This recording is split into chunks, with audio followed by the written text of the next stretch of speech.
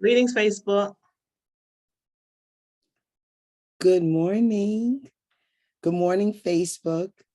I want to say good morning to everybody. My name is Sharon, and I look forward to having such an engaging conversation with you all. So get your water, get some paper and a pen, because we're going to dive into some amazing, incredible information. And you guys are going to get to learn a little bit about me as well. So good morning, everybody. Peace and blessings, Sharon and Wolf family. Good morning. Thank you. Good morning. I don't know if it's anybody out there, if you're awake like I am, but I love this concept of getting up early and just getting to purpose. I'm big on living in the moment, living in purpose. So this is really cool. I don't know how you guys feel. This early morning community, I like it. I just wanted to say that. Good morning, Sharon. How you doing this morning? I'm good. I'm good. Actually, I'm grateful and honored to be able to even be up with you guys, talking and communicating with you. So thank you. Is anybody else? Can you guys kind of let me know where you guys are coming in from? I'm from Queens, New York. I don't know where the community is from. If you guys could kind of maybe put it in the chat or even just say it out loud would be super cool.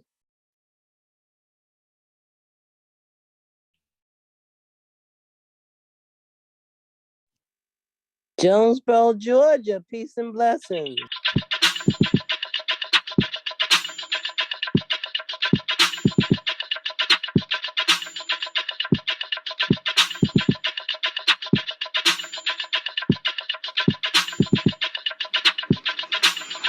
Wake up, everybody. It's time to get up. Wake up, everybody.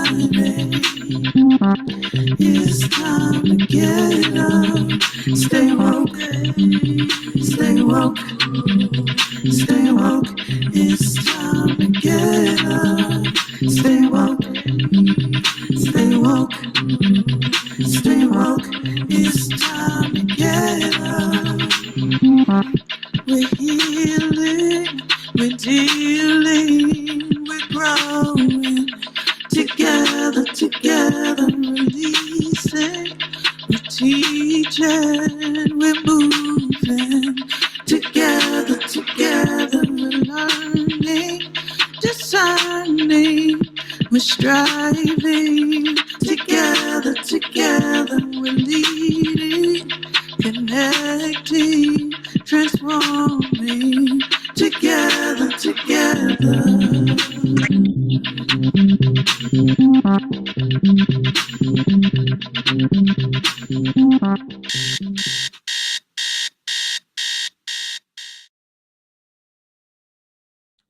Yay, so good morning. I see that we're live on Facebook, and I'm assuming we're live on Zoom as well. So I want to introduce myself. My name is Sharon Turnage, and we're going to be talking about a topic that is near and dear to my heart, and it is perinatal loss, grief, and its impact on society at large. So I just wanted to pose a little question out here to the community at large, and it is there anyone out there that has ever experienced or know anybody that has experienced either a pregnancy or infant loss? And feel free to jump in. I see somebody's hand raised. I'm just not sure the name. I see an R, but if you can unmute yourself and kind of, if you want to share. Rachel? Yes, good morning. Good morning. How are you? Give me a second. Yes.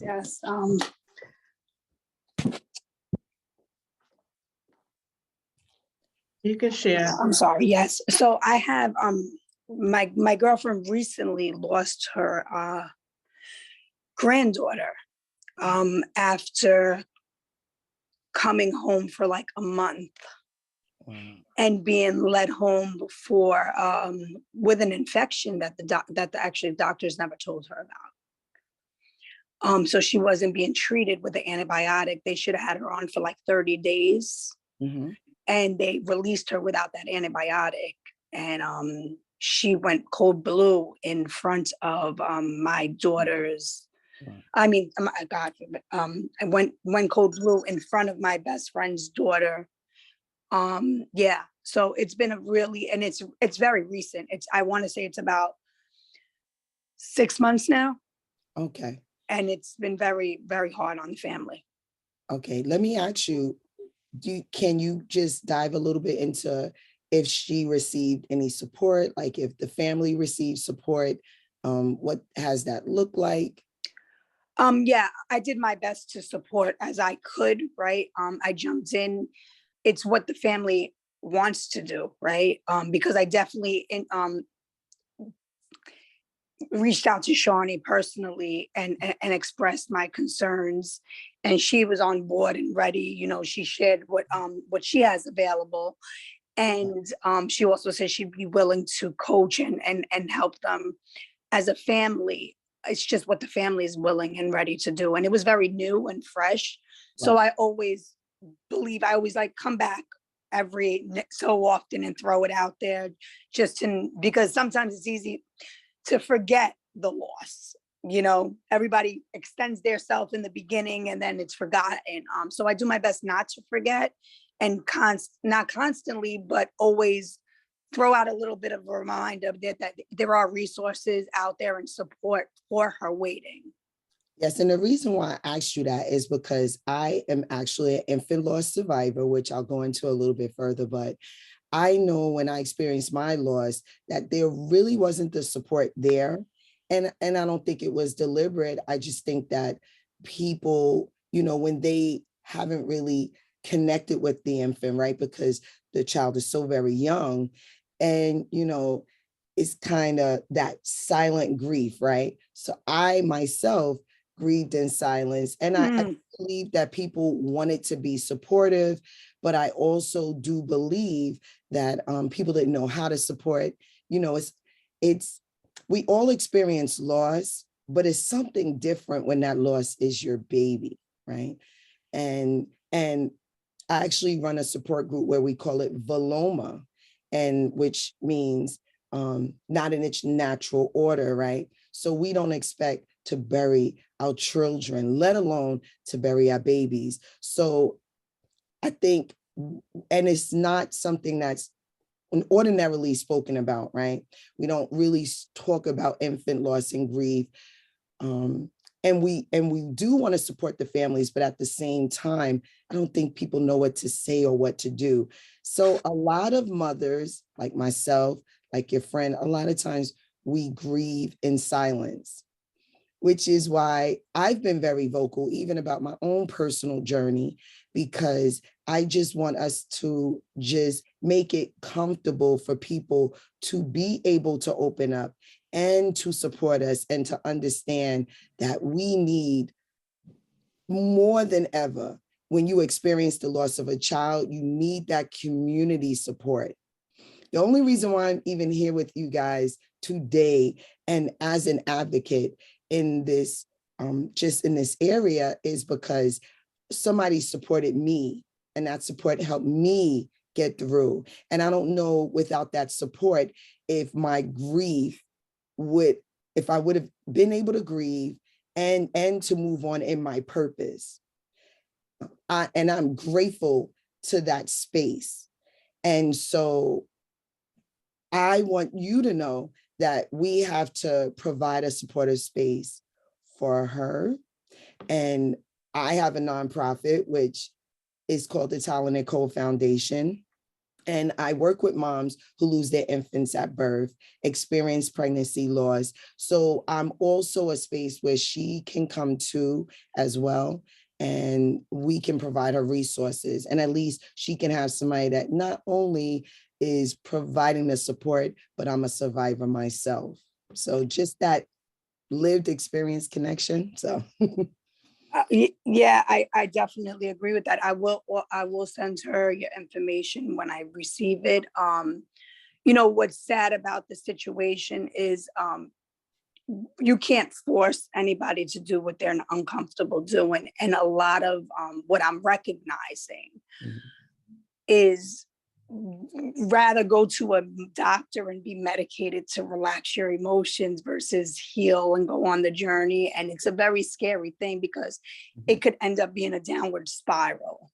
yes, well, And I don't know if that's the way to go or not go. So I don't even know what to say to the mom to make her feel at ease. You know, just it's very hard for us. Yeah. well, one thing is you came to the right place, because not only am I going to discuss my own personal journey with being infant loss survivor, right? I'm also going to give you guys a lot of information and even some jewels that you can give to her that can just help her at least begin that grieving process. Because I know for myself, it took a long time for me to actually process that my baby wasn't coming home, right? And then to process that I would have to start to grieve because life had to go on without her.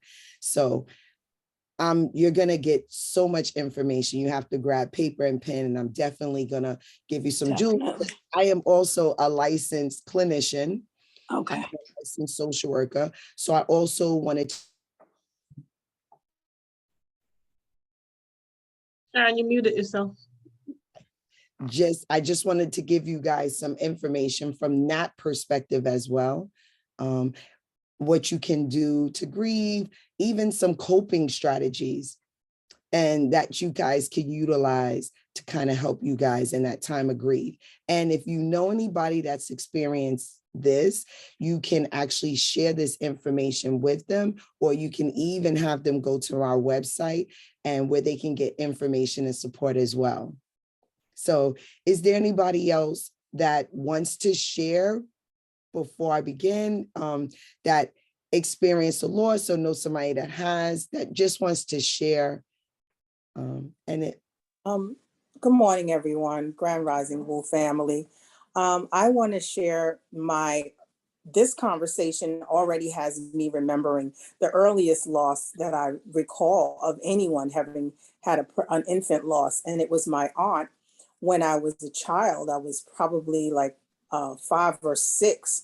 And I remember she gave birth, and we had a cousin, and he was actually born and maybe was alive for a month or 2, and he died according to they call it SIDS, I think it is. That's the one where they die in the crib, and they don't have a reason apparently for that. And it really changed my aunt's life completely.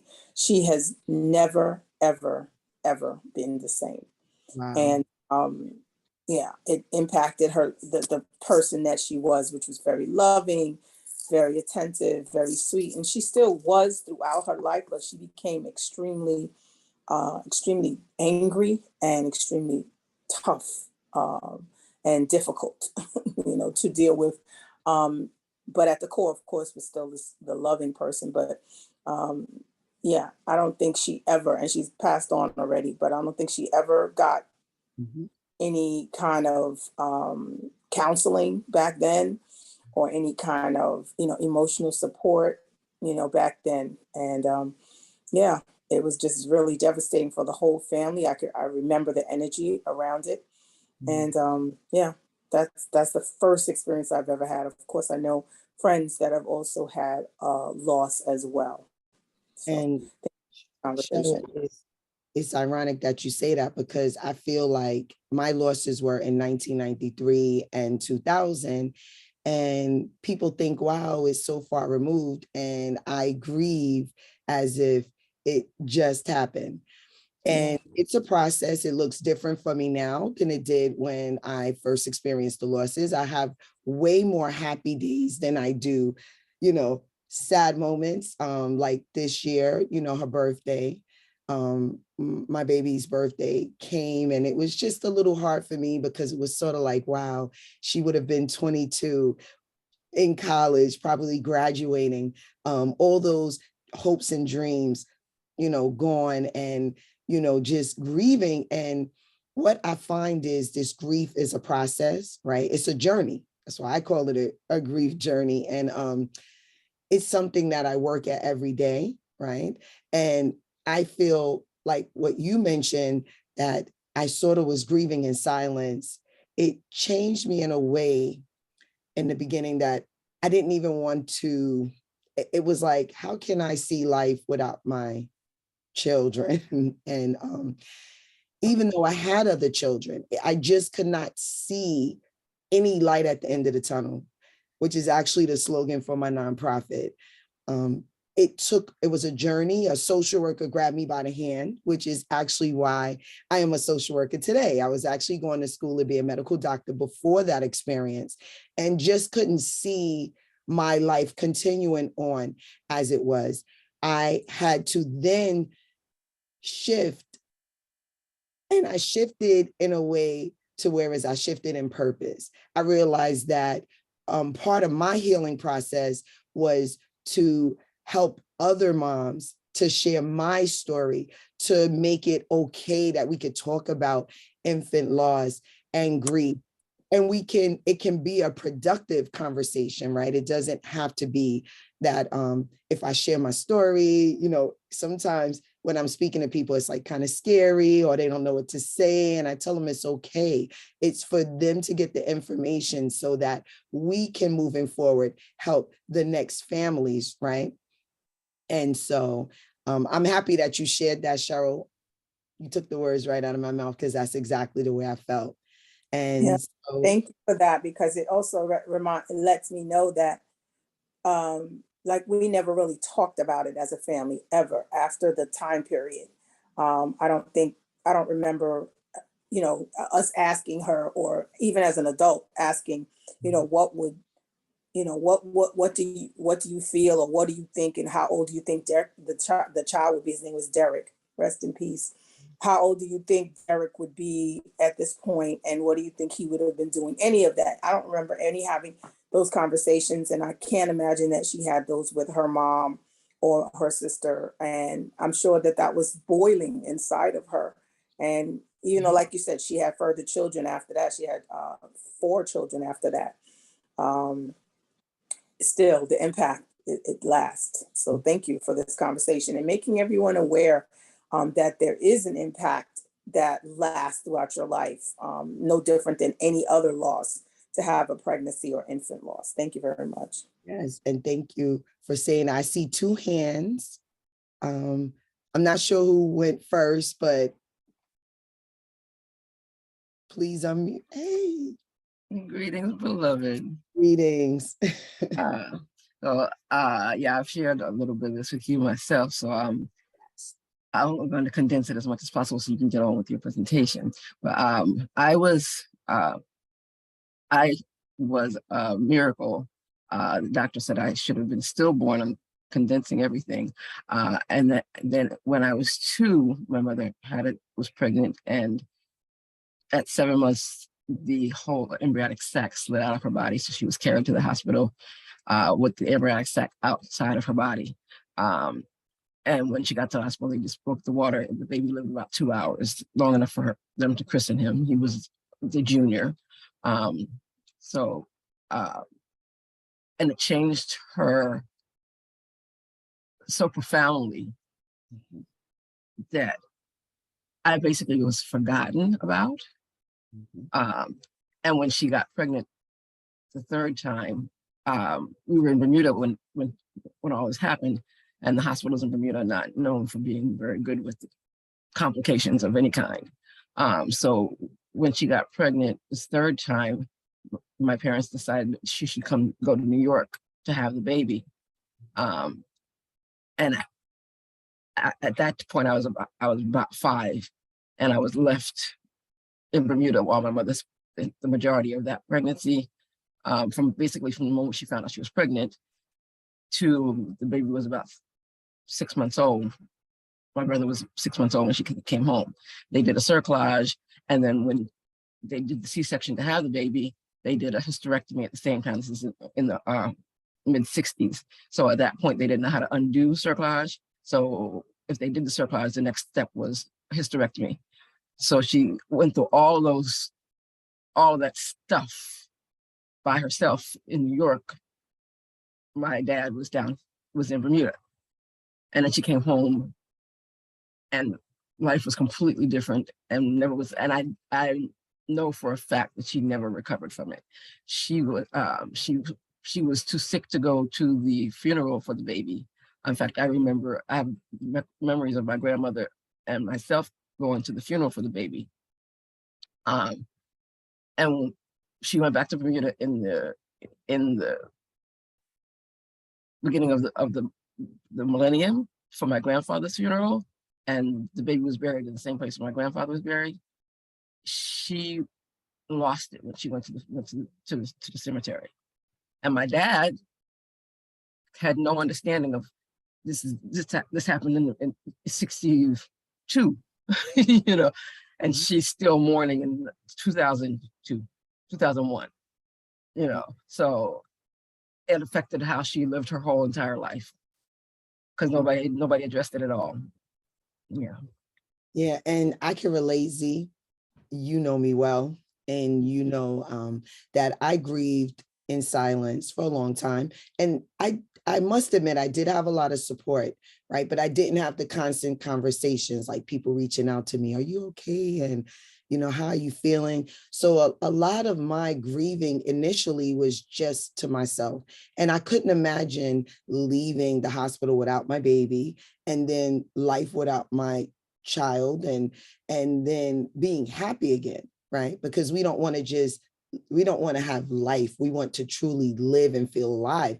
And I just felt I was never gonna feel that, right? And it was the support, like I said, of a social worker that helped me. And she literally changed my life. I always say that the day that my daughter died was my actual rebirth, right? Because I feel like I've never been the same person. It's definitely led me towards a life of purpose.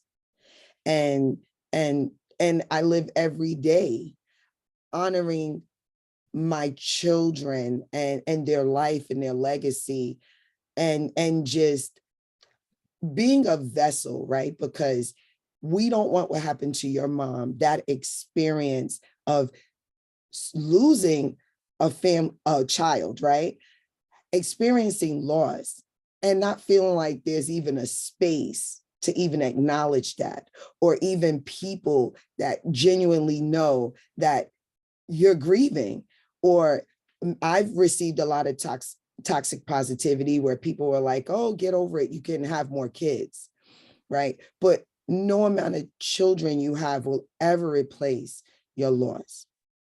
And it sticks with you, you know? And like I said, I still grieve. I have way more happy days.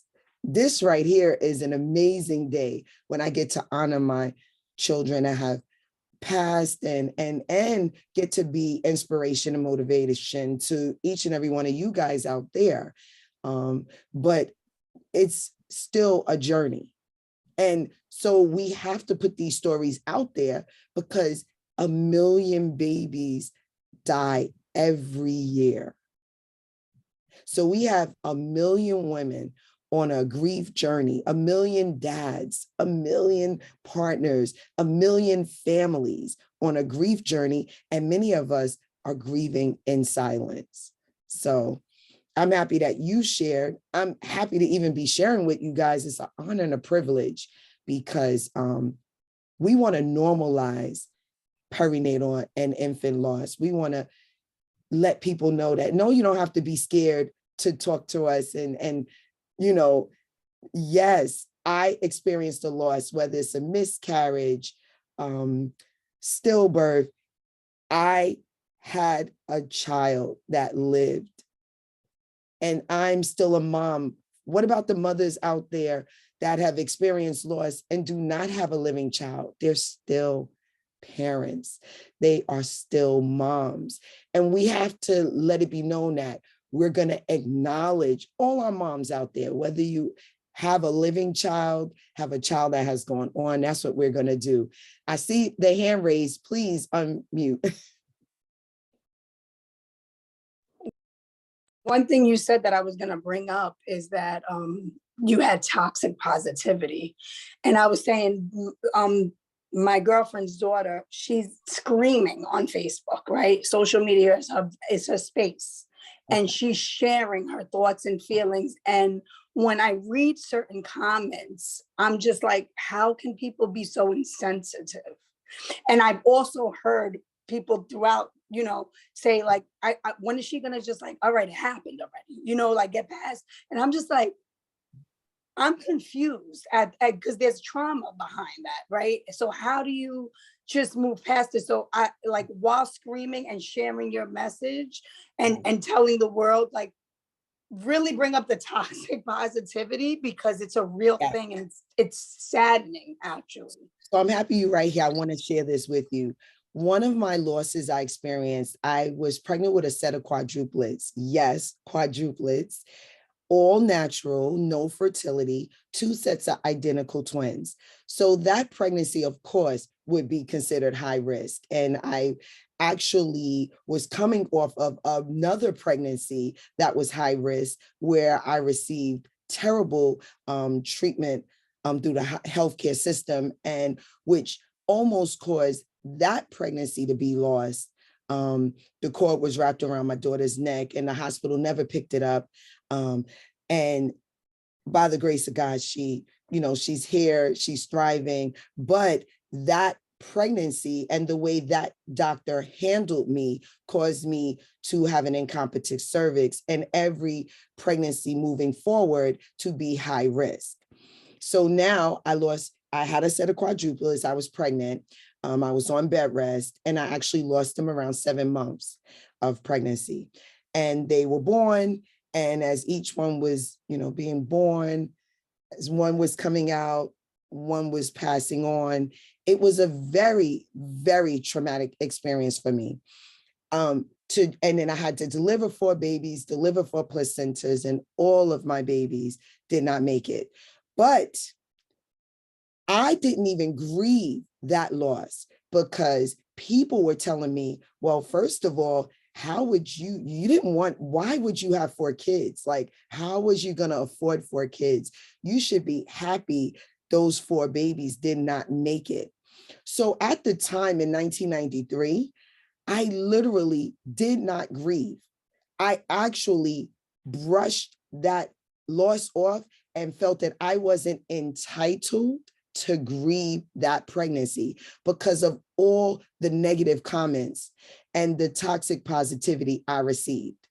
It wasn't until I experienced my second loss, when it came to my daughter, Tala Nicole, and that was in 2000. And so it was sort of like, you told me that I shouldn't have had 4, that I should be grateful that they were no longer here. So now I lost 1. So now what are you telling me? So literally in 2000, I grieved for the first time my boys and my daughter at the same time.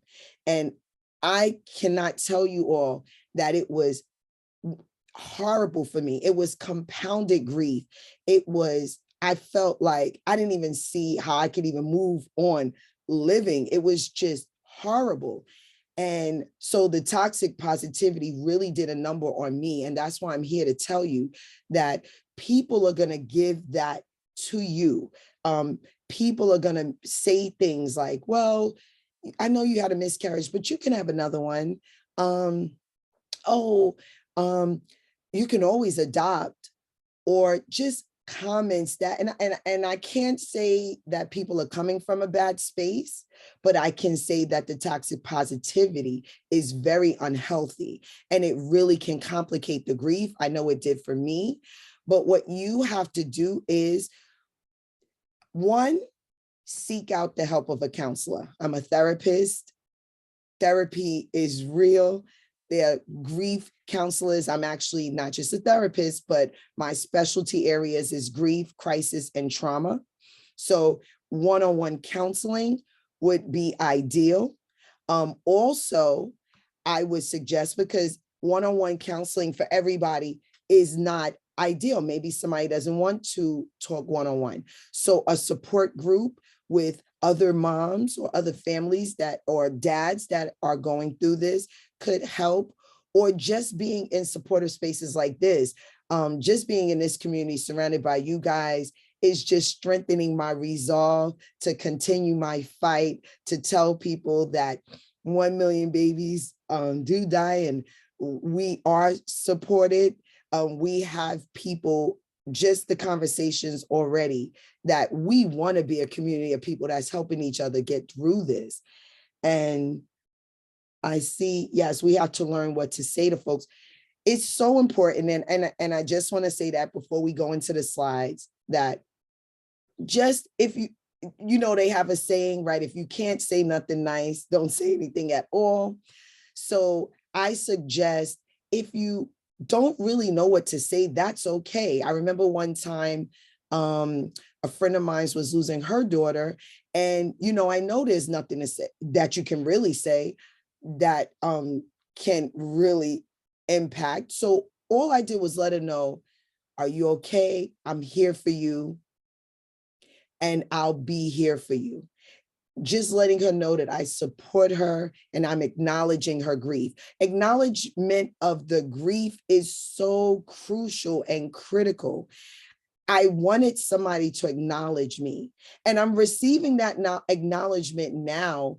You know, a lot of it is because I'm also a PhD student. My research is on perinatal loss and grief. I do a lot of presentations, so I'm receiving it now. But I just want us to understand as a community that if somebody is going through loss, just try to be there for them, because losing a baby is just like nothing I ever experienced. And I lost both my parents, but that grief just hits something hard. It's not normal to bury our children. And so I see some, so what I would consider nice, right? Because I see a question in the chat. What do you say? What is considered nice? Honestly, in my opinion, just say, I feel for you. And I'm acknowledging that you are in pain, and teach me maybe even how I can support and help you. Like, I know people didn't really know what to say to me when I experienced my losses. And I would have loved for somebody to just come to me and ask and just dive into what that looked like for me. And I would have told them, listen, maybe you could just cook a meal for me, and that's all I need. Or maybe you can just take some time to just like talk to me, just being in my space. We don't even have to talk about my loss, just being in that space with me, making me feel like I'm human again, like I belong again, because I truly felt like removed. Being in a hospital space and knowing that you had to leave the hospital without your baby, that was just like, I couldn't even phantom that. And yes, empathy, having empathy and just giving gratitude. Like, we have to lead with empathetic language and empathetic support. And remember, there's a difference between sympathy and empathy, right? Because of course we can sympathize with things, right? But when you empathize, right, you are putting yourself in that person's shoes. So maybe you may not know what to say, but you can just say, I acknowledge your pain. I acknowledge it. I may not understand it, but I'm acknowledging it, right? It's putting yourself in that person's shoes. And we need more spaces like this where people can share their stories. I'm one person, but we start sharing our stories, and that'll let people know how we can kind of like be supported, right? I'm telling you, just, you know, I'm just honored that you guys are on here with me. That's a boost for me on my bad days, right? I can look back and say, wow, there was a whole community of people that heard me and that acknowledged me. That acknowledgement is everything. And oh Can I yes, add? I acknowledge. I'm sorry, this is hitting home for me so much because it's so fresh, and I'm dealing it within the family. So this is like, so I'm really trying to dig deep to then coach even the mom possibly on saying things differently and better. And, you know, one thing that I hear is like, when I'm saying when I have said to her, like, what can I do for you? Can I do anything for you? She says, bring my baby back, but you can't do that. And I get it. So I then just like pull back because I don't want to get offended, because how can I get offended, right? And that's the thing. So what you can say is, and I wish, right? But what else can I do, right? Because if I had it, I would tell all of you, I want my babies back. I want them back. I want my life normal again. I feel I'm living a new normal. And so I would want that, right? But then we all have to be realistic.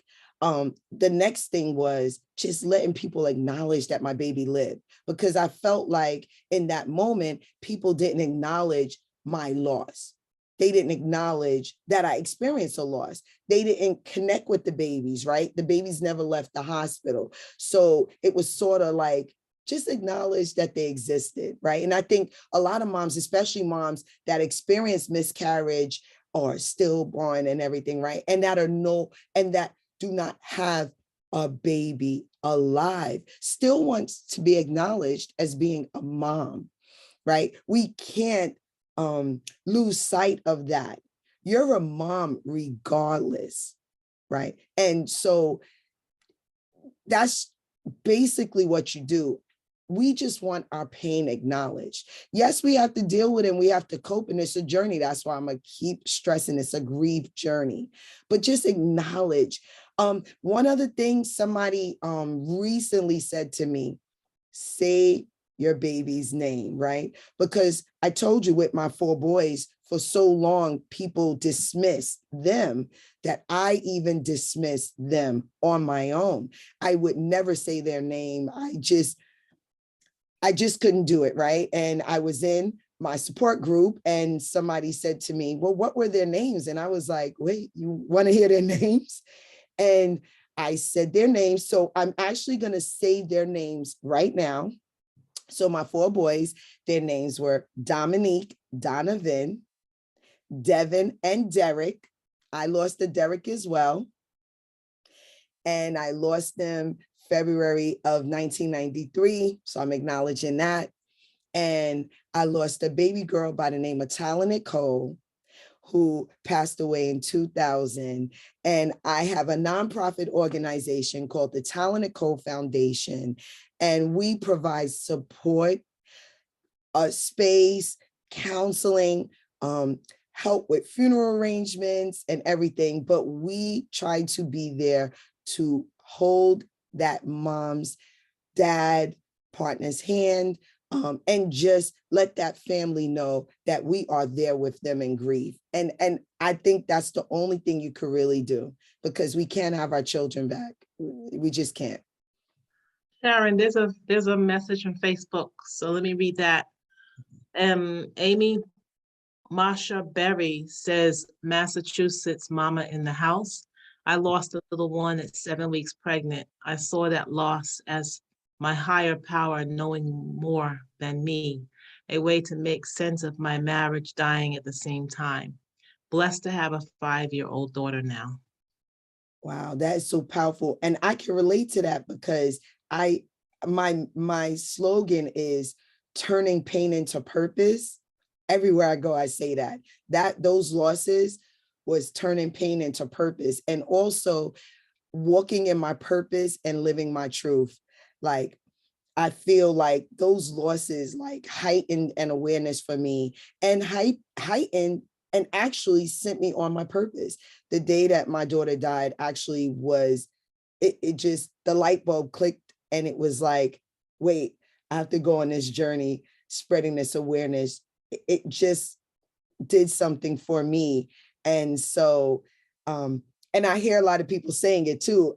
I'm so happy that a lot of us are not just holding on to our journeys, but we're actually sharing our journeys, right, with the world so that other people, and maybe you didn't even experience an infant loss. Maybe you just experienced the loss of a parent, or it doesn't even have to be an actual loss. It can be, we all have our own personal journeys and our own personal struggles. And so, but we can always find the meaning and the purpose in it. And that's why the slogan for my nonprofit is the light at the end of the tunnel. I actually found that light. It was a journey, but I did. And so I'm here to tell you guys that there is life after loss.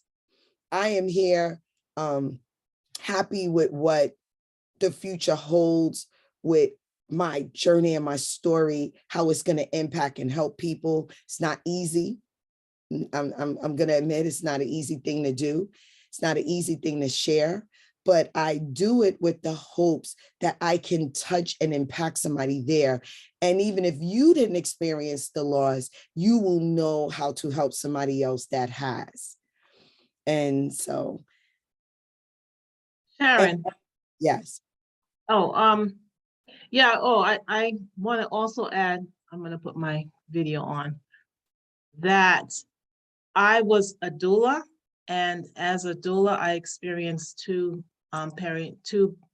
births in labor. Women delivered the babies, and then they lost. So one actually delivered, both of them delivered stillborn.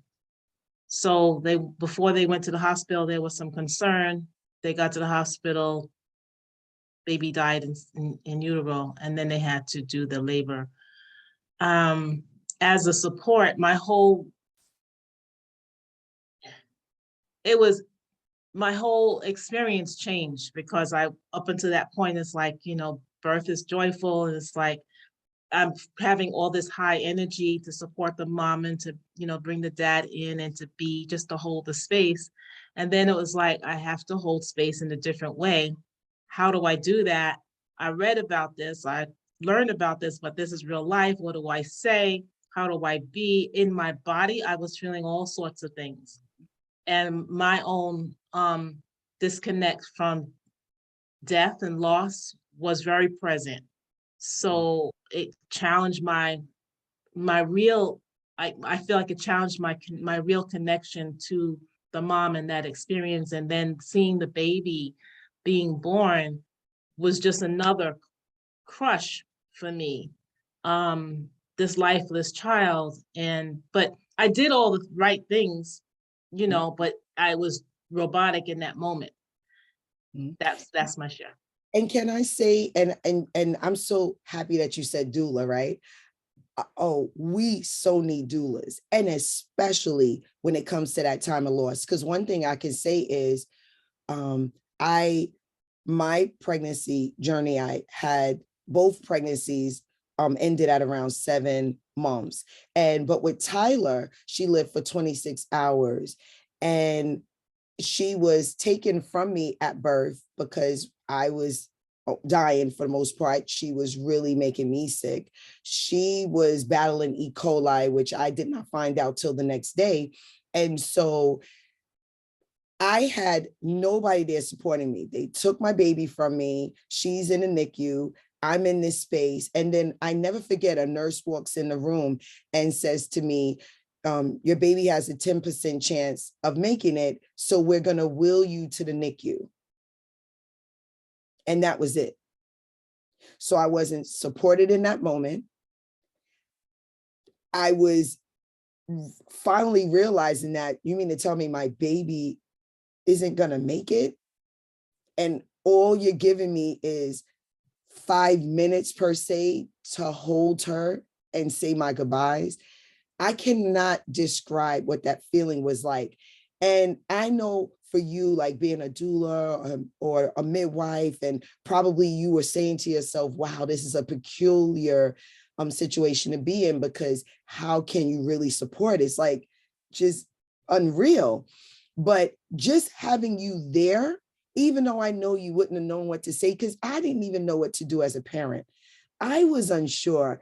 I I couldn't even phantom that you're telling me my baby is not going to be here. But just knowing that somebody was just there is better than being there by yourself and holding your baby for the last time with no support. They literally let me hold on to her for about an hour.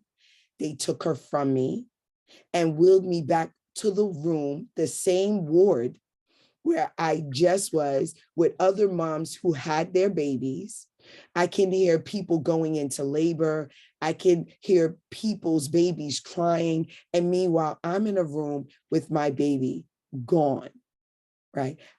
I don't think they got that, right? And just somebody that could have maybe had the resolve, because I'm quite sure had you been there, maybe you wouldn't have known what to say or what to do, but I'm quite sure you would have known that maybe we shouldn't have wheeled her back to that room, right?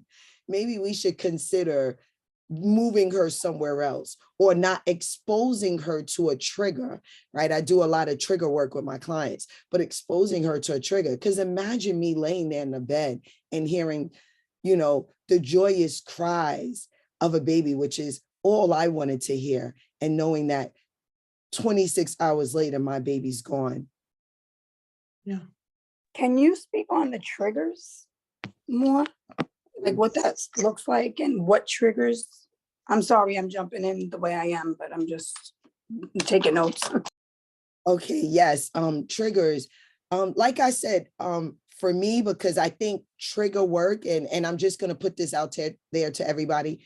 I'm a therapist, so when I do trigger work, I have you guys kind of look at what are the things that are triggering you. Identify like your top 3 triggers. So for me, if I can identify my top 3 triggers, it was going back on the same ward, in the same room, where everybody else had their babies and mine was gone. Top trigger. 2 was just not having my loss acknowledged, sort of like, because everybody around me, and it was a loss for them as well, but didn't know what to say, didn't know what to do. So if we just don't say anything, then she'll get over it, she'll be fine, right? And if I could think of a 3rd trigger, was that society overall is just quiet. Like, we're missing in this whole fight, because that's what it is. It's a fight. We're missing in this fight. October is Infant Loss Awareness Month. I haven't seen a lot out there of people talking about it. I don't even know how many of you guys out there know that October is Pregnancy and Infant Loss Awareness. If you can, like, put it in the chat, or, but because it seems like as a societal thing that you don't acknowledge any of our losses. And that's, to me, a painful feeling. And I don't think it is that, but I just feel like as a society, we're not acknowledging that, wow. And I see a lot in the chat. I see a lot of people putting their losses in the chat. It's going, I'm acknowledging you. I'm a sister to you in grief. I see a hand up.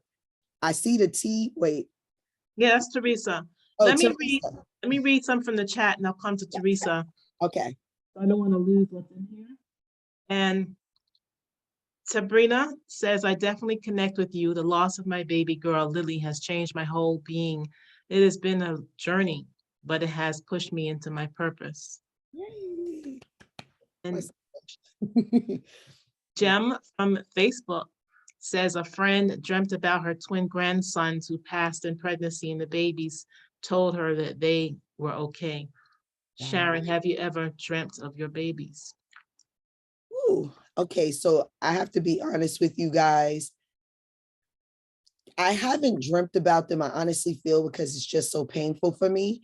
I can't even remember my baby girl's funeral. People tell me things and I'm like, oh, that happened. I do remember my family's religious, my sister's a minister, and I do remember her presiding over the funeral, I remember my baby being in a tiny white coffin, because I don't know if many of you know, the fact that my baby lived even 26 hours, she was considered a live birth.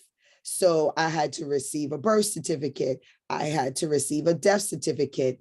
I had to have a funeral home pick her up. We had to have an actual funeral. And I just remember a white coffin. A lot of it I blocked out. Maybe that's just my coping mechanism. I don't think it's a healthy one. I would love to actually remember and be in that space, but I guess that's my healing or just what works for me. They've never come to me in my dreams. But one thing I can say about my babies is, like, in this moment, I feel their energy. I can't explain it. I don't know how to tell you. When I do presentations, when I speak to people, when I help families, it's like I feel them alive. I feel like every person that learns about my babies, I feel like I'm giving them life. And so I don't know if anybody can relate to that. That's just what I feel. But I definitely feel like they're living inside of me and they're pushing me towards purpose, and that I'm just touching people with their energy. I feel it's really them. So I don't know if that's the same. Yeah, I don't know. Thank you for that. Yeah. In Facebook, Amy Moshe Berry says, thank you for the acknowledgement of my first comment. This is very difficult to share, but I wanted to add that I had an abortion 9 years before my miscarriage. And I remember initially wondering if my miscarriage was caused because my abortion in some karmic way. Okay, and I'm so happy you mentioned that, because actually my nonprofit, we work with mothers who lose their infants, and we don't distinguish between the laws. So I also acknowledge moms that have had abortions, and because I truly feel like a loss is a loss. And I don't believe that your loss was any type of karma. I truly believe that if we can look at the healthcare system, now that's where we can see, because we're getting inadequate care. I received inadequate care. I think both of my pregnancies would have survived if I had received better care and better treatment. Remember, people are not listening to us. They are not helping us. The perinatal and infant loss numbers are high. The maternal loss numbers are high. You can't talk one without the other. And we know it's just overall inadequate care. But I want to acknowledge you that a loss is a loss, right? And I want you to know that it's okay that you experienced 2 losses and there was nothing you did to yourself. You didn't put any karma on yourself.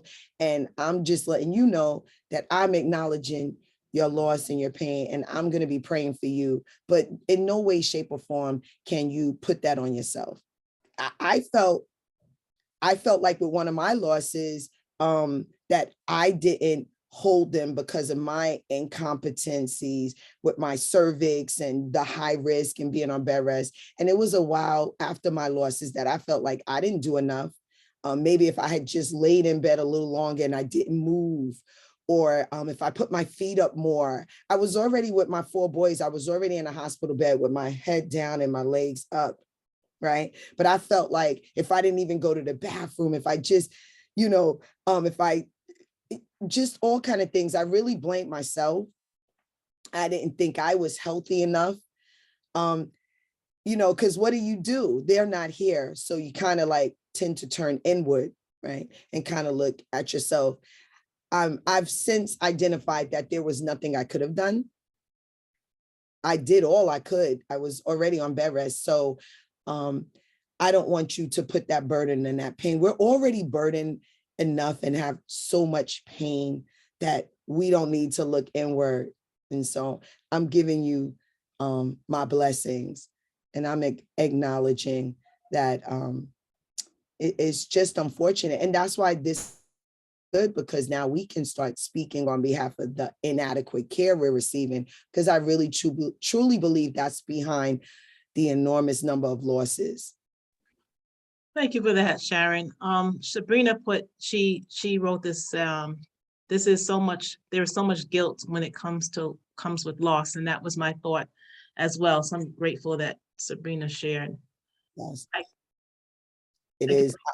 It is. I mean, I felt like, I should have known more. I should have done more, regardless of what the doctors did. I should have done more. I should have known how to save my babies, right? And I carried that guilt for a long time, but you can't do that, right? As unfortunate as it is, these losses, many of them preventable, but they're still occurring. And I couldn't have done anything more than to be stitched on bed rest. But we do tend to blame ourselves, because what else do? We don't want to be without our babies. And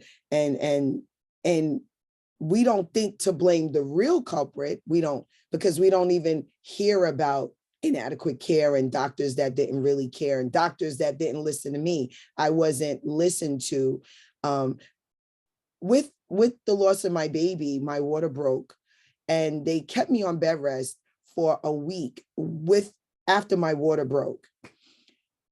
I felt like they were doing what they were supposed to. They're the doctors, they know. But now in hindsight, I even had that guilt. Why didn't I tell them to deliver my baby? Why would I let them tell me that it's okay for a baby to, for me to still not deliver, even though my water had broke? Like, in hindsight. So I didn't turn it on the healthcare providers for making those poor choices. Instead, I turned it inwards and said, but you should have told them. But, I guess that's a coping strategy too for myself, to not blame, who put the blame where it really belongs. And I don't think that they had me on bed rest intentionally. I don't think they said, well, we don't want this pregnancy to, to achieve, to have a positive outcome. I just think they made poor decisions and I lacked information and understanding. And so that's why spaces like this is important, because now we can start asking the questions. And even as a PhD student, I'm doing perinatal loss and grief, and I'm trying to get into these healthcare systems to let them know, listen, we have to do better. We have to, we can't just provide care, just any type of care. It has to be high quality. And it needs to be a collaboration between the doctors and the healthcare providers and the mom. They're trying to do it absent of our advice or what we know or how we feel and what makes sense to us. They're trying to do it on themselves, but it needs to be a collaboration. And hopefully my research will be an opportunity to spread that. I'm hoping that the healthcare systems will listen to me and acknowledge that this is a partnership. And us moms, we know our bodies, we know what's going on. They just need to listen to us more. And we also have to not be scared to speak up. I wish I had the nerve to speak up. I felt like they're the professionals, I'm not. Who am I to tell them their job? I don't know if it would have made a difference. And I don't want to ponder that, because that will kind of stunt my healing. But I am very vocal now with my health care and my needs. And it's helped me in other situations, because after I experienced the loss of Tyler, I actually had a son that was diagnosed with cancer, leukemia, as a matter of fact, and he's in remission. But I was on it. I was what we call the momcologist. I just kept asking a million questions and challenging them and everything. And I believe that's why my son is actually here, alive and well, because I took that information from that loss and utilized it moving forward. Thank you, Sharon. This information you're sharing is so needed. And there's so much to say. We've gotten to the 8:06 timestamp, and normally we would have let the folks know that if you need to leave, we appreciate you being here. Do know that you can catch the replay, and that the Cheryl just dropped the contact information so they can reach you.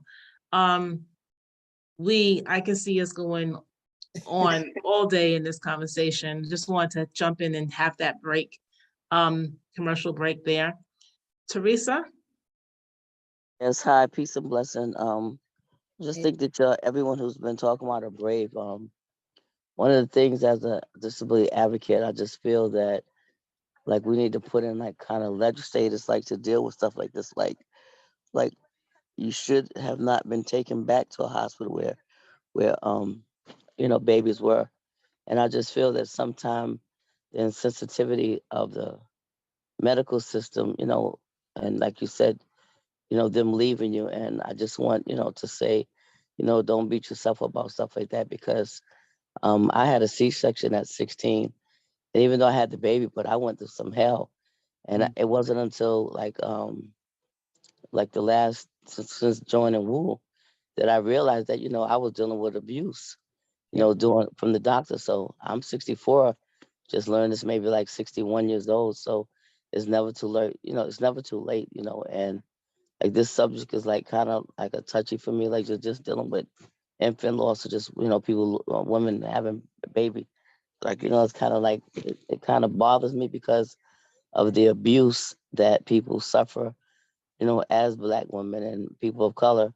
And so, sometimes I kind of like back up, like just kind of froze because you just see what people are going through. And so we really need to make sure that we put in, speak to legislators to get, in hospitals and stuff and let them know that we, we want fair treatment and we want to be treated with dignity and we want, like put things like that in place. Hey, do you know that that's not a good idea to send a mother back to a place like that after she's lost a baby, So it's like, to me, I personally feel like they're just not thinking and they don't care about, like how you feel they just, just taking you back to the room and that's it. But I'm just grateful for you having this conversation and I'm complete. I'm so thankful that you said it because, this is hard for me. Sharing with you guys is extremely hard for me. I didn't share for a long time. I just recently started sharing. I've been helping people, but sharing my story, I just couldn't do it. It was too painful. And so, but I'm understanding that if I put it out there, right, and I give you the information, I not only am helping other moms out there, but just how you acknowledge me, I still need that acknowledgement. I still need people to tell me, that it's okay and it wasn't normal. And you didn't have to do that, right? I didn't have to hear babies crying and people enjoying their joyous moments. And I don't want to belittle their moments, but it was just too much for me to bear. And so I thank you for acknowledging my pain. I truly appreciate that. I see. You're welcome, sister. Yeah. You're a brave soldier. Thank you.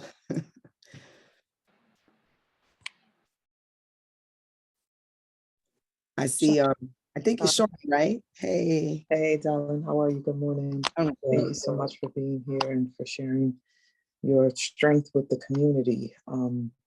As you can see, the Wake Up Everybody community is here for it, for sure.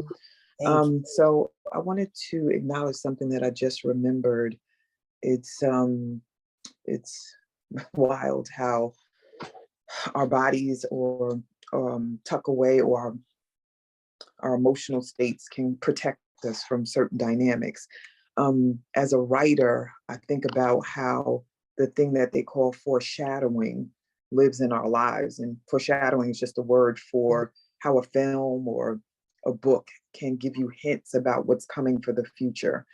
So when I was a teenager, one of the chosen family members in my community, from me, she lost her baby. He was an infant. I think he might have been less than 6 months old. And I was asked because, I'm a singer, and have been singing since I was a kid. I was asked to sing at the funeral. And I remember, and I've not talked about this, I'm like, it was just not in my mind, but you started talking about your sister and the service for your baby, and the casket. And it just flashed in my mind that I was standing singing and the casket was below, and I sang Amazing Grace for the service. And I'm this kid looking at this little tiny casket and like trying to process that this baby has died. And it was my first real connection with infancy, like infant death. I didn't know the language at the time because it just wasn't something that folks talked about. But I stored the trauma in my body. It's like, whoa, singing, looking, watching people grieve, also watching who I consider my cousin. Like I said, chosen family. We grew up together, watching her in this state of, she was gone. And also she had severe postpartum depression. So, and it's unclear also whether she did something to the baby, not intentionally, because there's just a lot going on with her. So witnessing that foreshadowing, because this is part of my work in the world as an advocate, an activist, and a psychotherapist, witnessing her, witnessing the baby, witnessing the community, and then witnessing the community not talk about it ever again after the baby transitioned, and not really taking care of her. Also, I'm realizing, and once again, this is something that I talk about all the time in my work, is that mental illness ran in her family. So her mother would have what they used to call nervous breakdowns. Oh, yeah. But her mother would have these psychotic breaks and episodes. And so if you have that knowledge, we have it now, but we don't always apply it. There could have been some questions asked toward her and some support that maybe she would have been able to get the support she needed, and maybe her baby would be here. Because remember, I said it's unsure whether, I'm uncertain about whether she did something to the baby. While the baby, like feeding the baby, was just really odd behavior. I don't want to go down that pathway so deeply, but what I want to say is that the community deserves audience around, the family members deserve audience. And in my work, I make sure that I do that. The doulas, the midwives, the doctors deserve audience so that they can process what they've seen, heard, felt in that dynamic. The partners deserve audience. If you do not support those folks, the men, how would they identify? Because not everybody who has a baby has a partner that identifies as a man. I want to make sure that we keep teaching that. If you don't, then the grief and the trauma gets compounded by the person who's actually experienced the loss because of things people say, because of the skipping over the loss. It's like, don't say anything. We don't want to speak about that sensitive topic. We need to be able to express, to emote freely. It's a ritual and it's a rite of passage. And when you don't do it, it will come up somewhere else in your lives. And vicarious trauma or trauma as a result of the indirect impact of this type of loss is very, very real, because I'm feeling in my body, because I never talked about singing at the funeral for an infant, the experience right now. And I do this work, but I've never talked about that story. So now I'm processing the grief and the trauma in this moment. And that's the way it goes. It doesn't go away. It gets pressed and activated. And sometimes you don't even know what it actually is. So thank you for your work. Thank you for your shares. Thank you for your authenticity. Thank you for your authority around this work, because you're not passive around it or timid. You're like, this is what it is. And that's what we need too, with empathetic framework, of course, but that directness will support folks in understanding that this is not a joke and these losses are real and they deserve recourse. They deserve audience. And I'm complete. Thank you. Oh, and Shawnee, I just want to thank you because for everything you've done for maternal laws. I think it's actually starting to give perinatal and infant laws a space, because, seeing Aftershock, it touched me because it was like, wait, I can actually speak. I can actually have a voice. I've been doing it on a collegiate level, right? but I can, and I've even been going out in the community, but I'm always in spaces that people know me. So of course they're going to embrace me, right? They know me, but you show me that I can go out there and I can share it. And so people I've met along the journey, like acknowledging my babies, saying their names, acknowledging that they existed. I don't have to be silent anymore, and I don't have to grieve in silence. And so it's done so much for my healing. Like, so I just appreciate the space. I appreciate everything you guys are doing. And we need to do more. I know that more could be done. I know it's not easy for me. It really wasn't easy. I had butterflies in my stomach the whole time because just thinking about them not being here, you know, and whoever gave the question about me, even to acknowledging the baby in a casket, like, you know, I blocked those memories out. I don't want to think about it.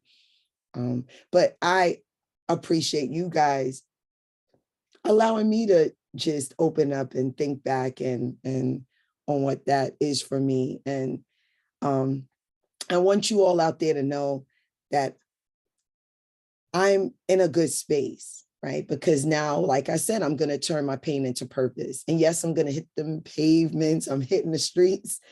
I'm going to acknowledge my grief and acknowledge my babies. I don't have to hide or be silent any longer. So I appreciate you guys for giving me this space.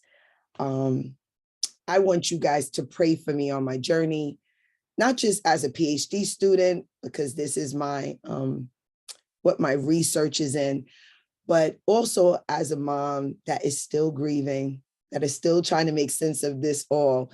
But I can truly say that just people, we're starting to open up.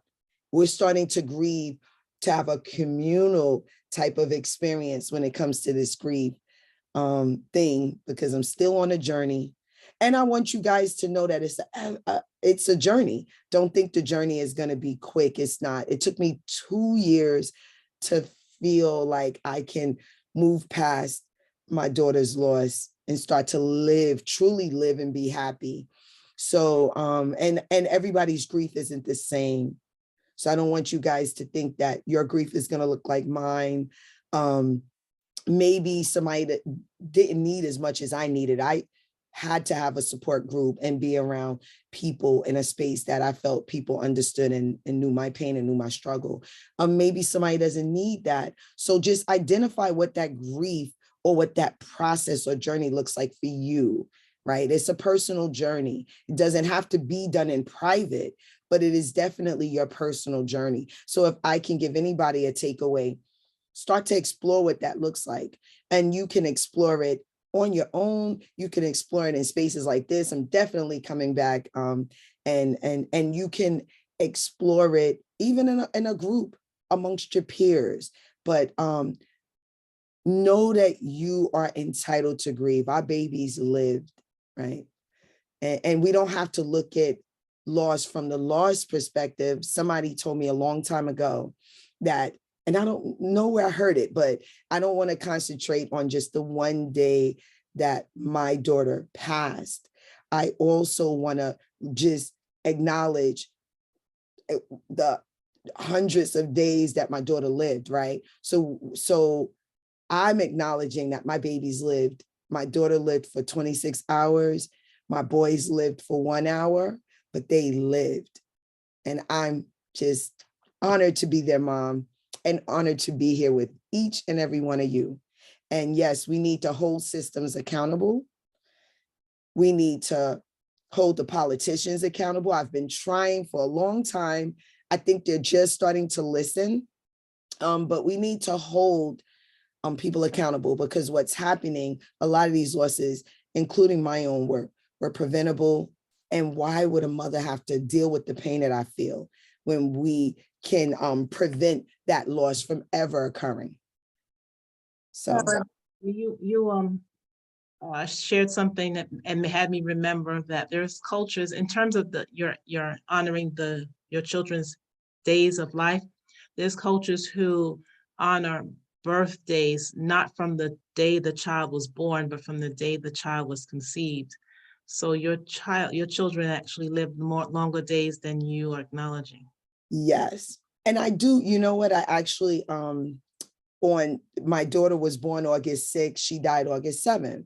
And so August 7th is what I consider as my birthday, my new birthday. I actually tell people that all the time. I think I was reborn on that day. And so you're right. Even that one extra day, like I have to acknowledge that. And I'm getting there. This is even a process for me. I couldn't even say their names a year ago, right? And now I can freely, like I said, acknowledge them. So I thank you for saying that. I want every second of it. I want to acknowledge every minute. I know my babies changed my life. And I'm a mom of 10, not a mom of 5. So that's another thing I have to acknowledge. I always said I had 5 kids, and my kids would tell me, no, mommy had 10 kids.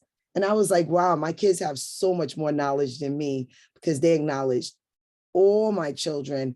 And me, I separated myself from the 5. For a long time, I just felt like it wasn't a space for me to heal. And so it's still a journey for me. Just keep me in your prayers, and that I can do the work, and that we can change the hearts and minds of the healthcare providers, because they're really the ones that need to acknowledge that more needs to be done. I think if they hear about us and hear about our stories, and if they connect from an empathetic manner, that we're going to see tremendous change. And 1 in 4 women experience the loss. I'm 1 in 4. 1 million babies die every year between pregnancy and infant loss. And Black women are 2 times more likely to experience loss than white women, Hispanic women, and Asian women. So we already know the health disparities, the social determinants, the social demographics is key. But especially for me being an African-American woman, the odds are against us when it comes to reproductive health. And we need reproductive health equity. And my platform is like perinatal and maternal health justice, because we're in a fight. We have to fight against the system. We have to make them hear us. We have to make them understand us. And that's what I'm determined to do. I don't want another mother to feel ever the pain that I felt with burying 5 babies. So thank you, everyone. I truly appreciate this. And I see the messages, and thank you. And just keep me prayed up, because I'm fighting against a system that doesn't believe in being fair and treating me and supporting me and taking care of me. They ignore me, as a woman, and just us. They're not listening to us. And so we have to do something about that. So keep me in your prayers. Sharon, should I share the screen, your slide, the closing slide? Yes. Okay, hold on, let me get there. So is it okay, and while I pull up this slide, to share about the Motherwick Conference? Oh, sure. Okay, I am trying to locate the flyer to the Motherwick Conference, multitasking. So the Motherwick Conference is coming up this weekend. For those of you who are aware of it, this is our 8th year doing it. And well, Shawnee, I should say, I'm like our, because I feel so connected to it. It is, so let me read. Sorry, I have the flyer on my phone. I was looking for it on my computer. So the theme is birthing with gravity, shifting the weight, restoring the balance. It is Friday evening from 7 to 9, and in that time frame, we're having the red tent. And the red tent is a space for women to unpack their stories of their womanhood, their experiences through that their experiences, whatever those are. And the next day, Saturday the 29th, is from 9:30 to 4:30, and that's the conference where there will be presentations and panels and guest speakers. So everyone is definitely welcome to attend. It is a free event. It is virtual, meaning it's on Zoom.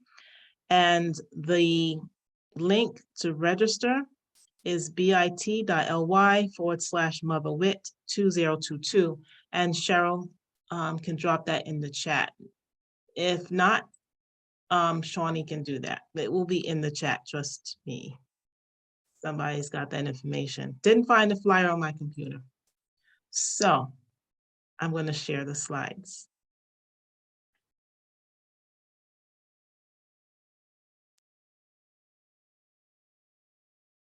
Okay, so you can speak to your special offer. So I have a special offer for you guys. Like I said, I'm a therapist. And so I want to give the opportunity to 5 participants in the WOO community. You can email me, but I would love to give you a complimentary consultation and discounted therapy sessions. So if you are interested, please email me at thetnfi@gmail.com. You'll see it on the next slide, but I just want you to know that I'm here for you. The goal is that therapy is real and we can, or it should be accessible to us. So I would love to part that gift on to you guys. And if you want to reach out to me, feel free. I see all the messages out there. Thank you so much. I acknowledge everything. I read all the chat. And so you can always reach out to me. My contact information, 516-513-8634. I'm on Facebook, Sharon Turnage, LMSW. I'm on Instagram at Sharon Turnage. And my email, once again, thetnfi@gmail.com. And please visit the website, tnfi.org. If you know anybody that experienced a loss, infant pregnancy loss, and they want to be in a supportive space, please tell them about me. Please tell them about the Talent & Co Foundation, and please get them in touch with me so they can find the support that they need.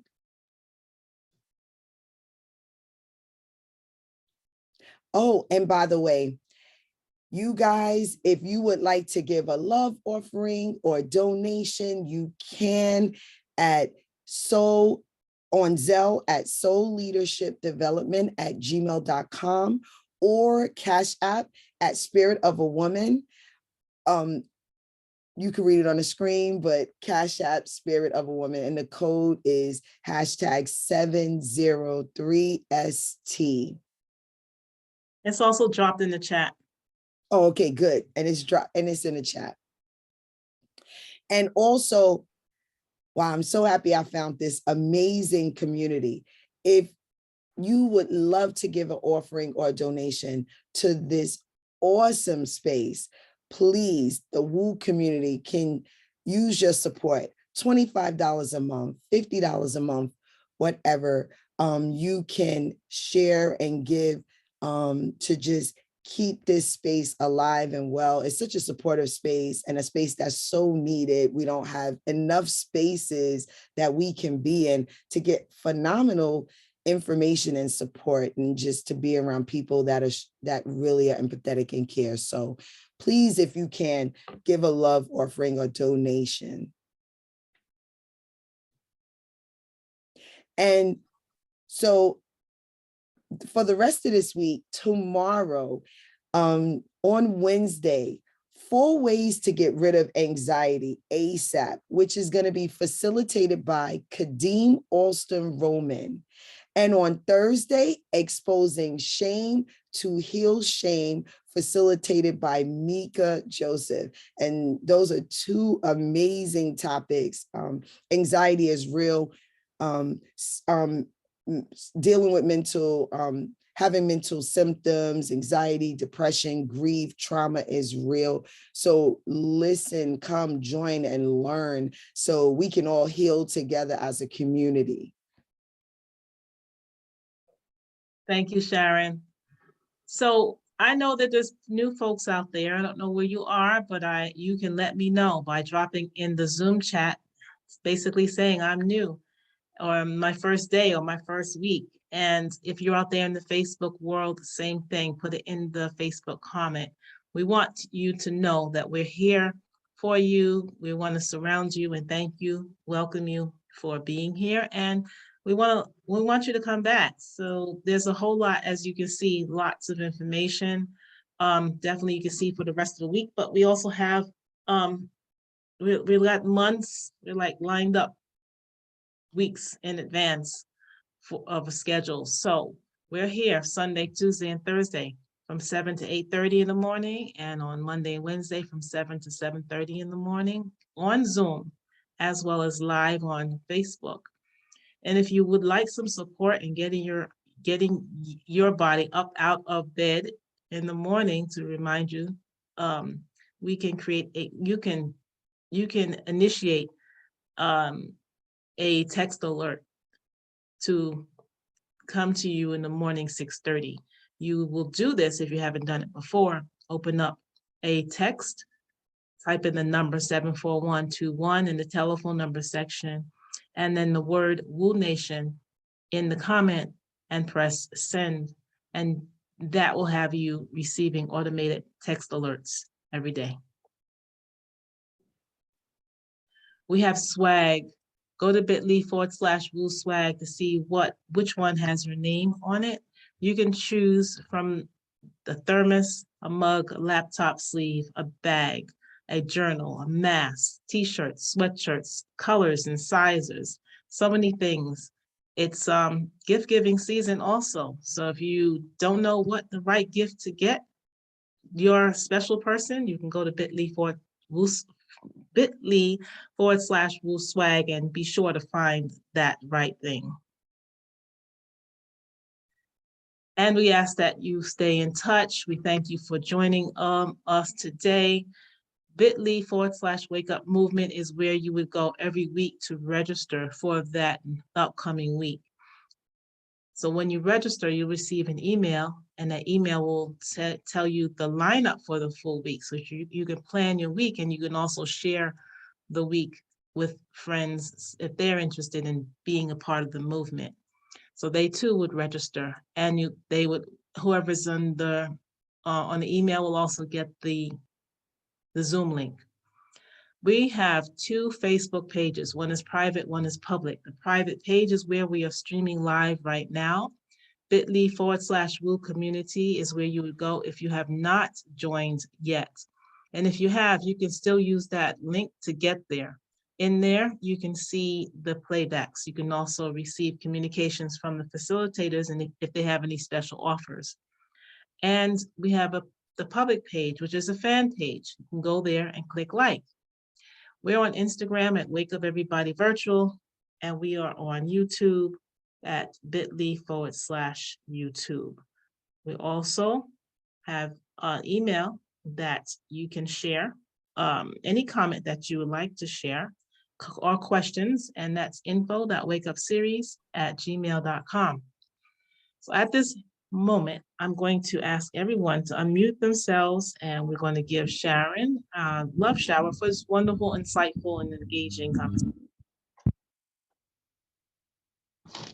Thank you, beloved. Thank you, thank you, thank you, thank you, thank you. Thank you, Sharon. Come on back. Continue journey. You're super Thank you. strong. We appreciate you. It's Thank grateful, Thank you. you, Queen. needed in us. Appreciate you. We need Thank this you for this understanding that we're not Definitely. great alone, conversation. That's that we are powerful And each everyone other's and needs Thank you, medicine. medicine. thank Go pick you. up most their water needed. and are You, dealing with the Thank trauma of you. we loss. Thank have, you. And Sending thank you we you. love can and be Sharon. heard. We can be Thank heard. you. We can be heard. Thank you. That's Thank a you. beautiful Thank you, thing. thank you, thank Thank you. you Thank Beautiful, you. beautiful, for Love beautiful. you, your beloved. insight. I just So want to say Thank proud let's of you. you. support Thank you so everybody much. and have a blessed day. Sending everyone healing, love, and Thank light that you. they will just be healed and speak Be out, blessed in the their day, truth. everyone. Have a great day. Peace and blessing, everyone. Love y'all. Love you, Abby and Tim. Y'all great. You know. My whole family. So much. Sending love to everybody.